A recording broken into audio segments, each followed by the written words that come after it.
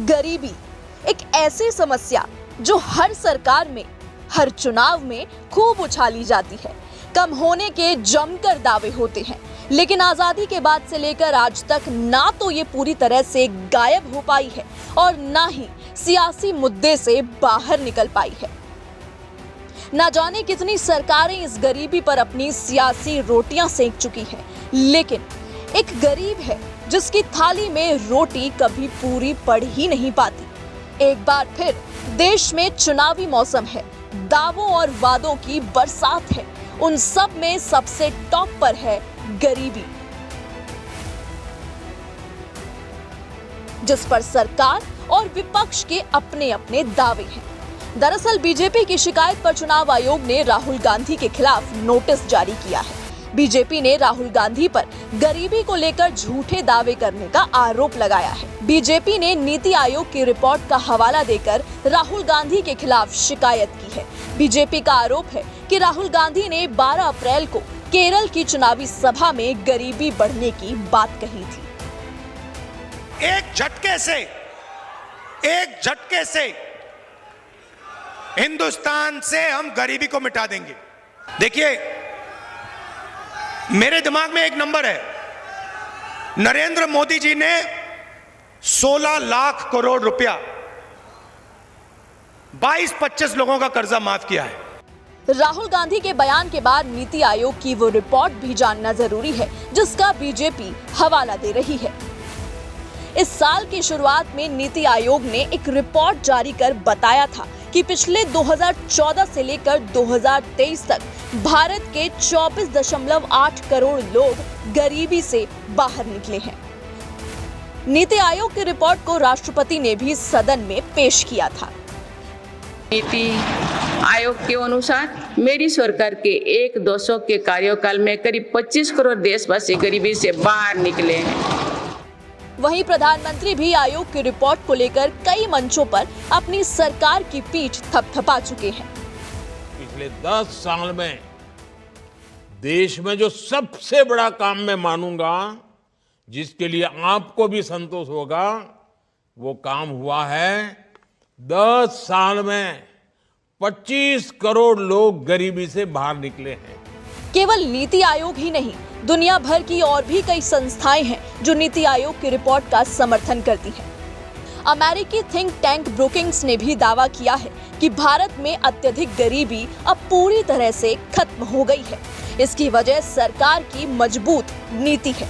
वहीं गरीबी अनुपात, जो कि साल 2011 से 12 में 12.2% था, 2022 से 23 में केवल 2% रह गया है। ब्रुकिंग्स की ही तरह यूएन और ऑक्सफोर्ड यूनिवर्सिटी ने भी भारत में गरीबी कम होने की बात कही है। रिपोर्ट के मुताबिक भारत में 2005 से 6 में करीब 6.45 करोड़ लोग भयंकर गरीबी में जीवन गुजार रहे थे। ये संख्या 2015-16 में घटकर लगभग 3.70 करोड़ और 2019 से 21 में 2.30 करोड़ हो गई। तो जब ये सारी रिपोर्ट सरकार के दावों को सही साबित कर रही है, तो आखिर राहुल गांधी और विपक्ष किस आधार पर देश में गरीबी होने का दावा कर रहे हैं? दरअसल इन सब से अलग और भी कई रिपोर्ट्स हैं, जिनका तर्क कुछ अलग है। अंतर्राष्ट्रीय संस्था वर्ल्ड हंगर इंडेक्स ने रिपोर्ट में दावा किया है कि 2021 से 2022 के बीच लोगों की आय में गिरावट आई है। समाज के आर्थिक रूप से कमजोर वर्गों में खाने पीने तक का संकट गहराया है।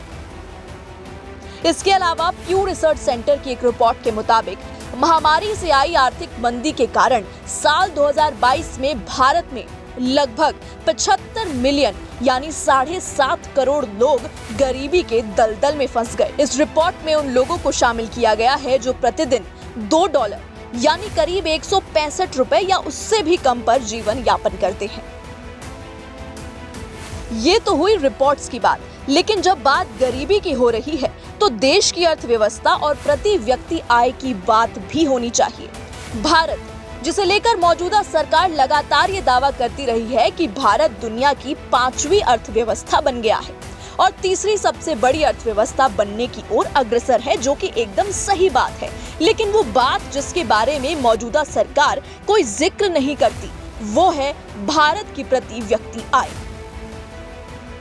मौजूदा वक्त में भारत की प्रति व्यक्ति आय महज $2,388 यानी करीब 1,85,000 रुपए है। वहीं ब्राजील की प्रति व्यक्ति आय $7,696, चीन की प्रति व्यक्ति आय $12,600, जर्मनी की प्रति व्यक्ति आय $51,200 और अमेरिका की प्रति व्यक्ति आय करीब $70,000 है। तो ऐसे में क्या विपक्ष इन्हीं आंकड़ों के दम पर देश में गरीबी बढ़ने की बात कर रहा है? हर रिपोर्ट के अपने दावे हैं, लेकिन इन अलग अलग दावों ने लोगों को घनचक्कर बना दिया है। ऐसे में सवाल है कि आखिर किस रिपोर्ट पर भरोसा किया जाए? कौन सी रिपोर्ट सच दिखा रही है और कौन सी सिर्फ दावा कर रही है? आखिर कैसे तय होता है कि कोई देश गरीब है या नहीं? तो ये भी जान लीजिए।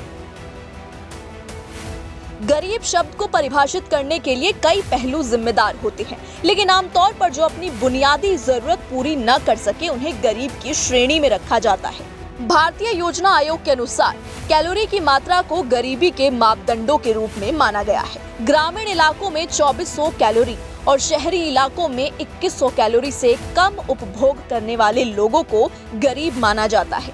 भारत में गरीबी मापने के दूसरे भी पैमाने हैं। नीति आयोग की तरफ से जो लिस्ट जारी की जाती है उसमें एमपीआई के आधार पर लोगों को कैटेगरी में बांटा जाता है। एमपीआई यानी मल्टी डायमेंशनल पॉवर्टी इंडेक्स, जिसे हिंदी में वैश्विक बहुआयामी गरीबी सूचकांक भी कहते हैं।